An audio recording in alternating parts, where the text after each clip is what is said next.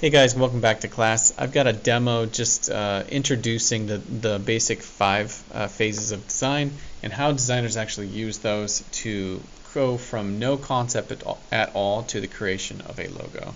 And this kind of breaks up into this whole question of here where it says in this article, how is it possible that after days, if not weeks of work, all that a graphic designer has to present is one simple visual? And so it may be deceiving that designers just like go away off and work on their computer and then come back after weeks with one logo, but typically it's a much more complicated process than just like going home, making one logo, and then sending it back to your client for sale.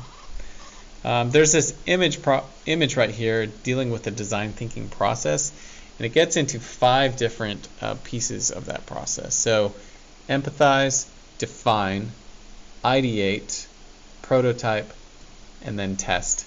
And depending on like if you succeeded there, you'll either finish with testing and the client will buy the logo, or you have to go back into empathize and so like maybe we missed the mark and we need to like readdress like what the problem is.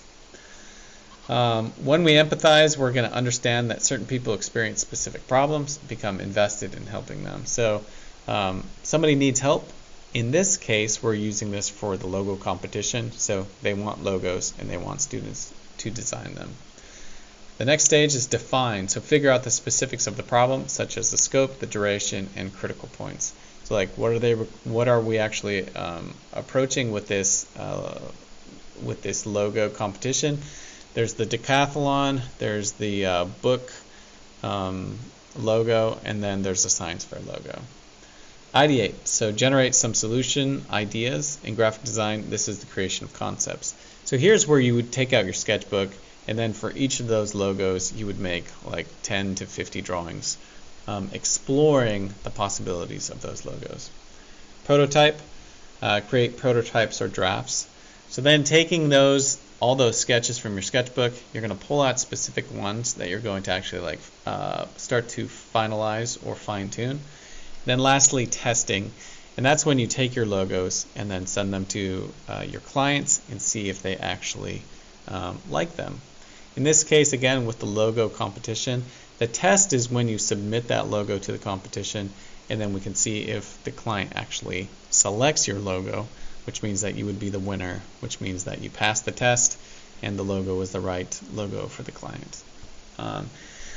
In real world, when you're not doing a logo competition, when the client gets into the test phase and they start to say whether or not they like the logo, that's where then you can continue to design up to like 3 or 4 more versions and then consider whether or not they need to seek a new designer.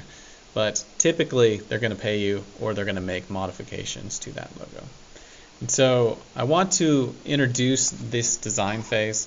So empathize, define, ideate, prototype, and test, because we'll be following that same pathway in this design process for this logo competition.